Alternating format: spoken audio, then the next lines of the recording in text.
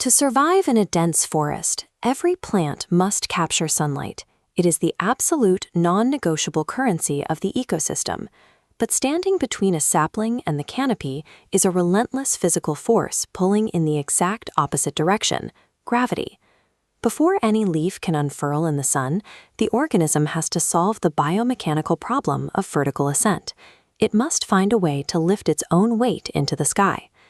The architectural strategy a plant uses to defeat this downward pull determines whether it starves in the shadows or thrives in the canopy overhead. Look closely at any mature woodland, and you will see two entirely different approaches to this problem living side by side: the upright tree, like an oak, and the climbing vine, known as a liana. Both organisms are racing toward the exact same patch of sky, yet their biological investments are polar opposites. The tree builds a massive, independent structure. It dedicates immense amounts of energy to manufacturing a load-bearing column that can support extreme weight on its own. The vine takes a leaner, searching approach. It reaches out through the empty air, designed to borrow structural support rather than manufacture it from scratch. These divergent paths represent precise biomechanical and economic trade-offs in nature's race for the canopy. A tree's towering independence requires a highly engineered internal core. This is achieved through orthotropic growth, a steady vertical climb supported by the continuous layering of dense, concentric annual rings. This microscopic tree cross-section reveals tight, lignin-rich fibers balancing stress for rigidity. In vinewood, these fibers disappear, replaced by massive hollow channels prioritizing hydraulic efficiency. Tree xylem measures 50 micrometers. Vines expand to 500, a 10-fold capacity increase. But this efficiency introduces severe risk.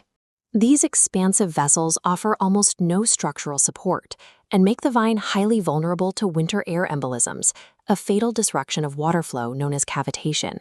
The tree avoids this chaotic instability. It continuously produces the hormone auxin at its apex, maintaining steady, safe vertical dominance year after year. By defunding its structural budget, the vine operates like a high-risk startup, pouring every available drop of energy into aggressive, rapid river expansion. If the vine lacks the internal hardware to stand upright, it still has to somehow lift those massive water vessels against gravity.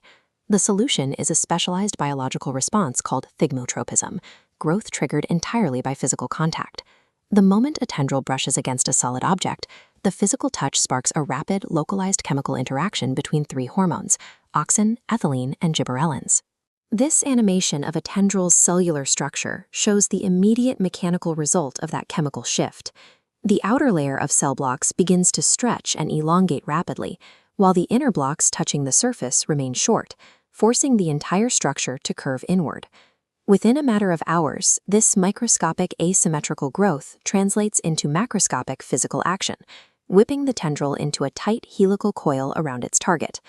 By deploying chemical intelligence in place of brute physical mass, the vine hacks its neighbor's hard-earned mechanical support, using it to fuel its own ascent. Zooming out from the individual tendril, this competition for sunlight plays out across the entire expanse of the dense forest canopy. The dark forest floor is an environment of intense evolutionary pressure. Lingering in the shade means certain death, demanding a rapid, efficient path to the light above. Because of this pressure, the climbing lifestyle is a product of convergent evolution. This phylogenetic tree tracks the genetic history of various plant species. As the branches illuminate, you can see that the climbing liana trait emerged completely independently across multiple, entirely unrelated plant families around the world. Bypassing the immense energy costs of building a trunk proved to be a universally successful biological algorithm.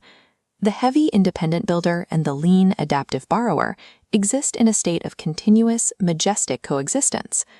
Despite their opposed biological architectures, both organisms successfully pull themselves out of the dark understory and reach the life-giving canopy.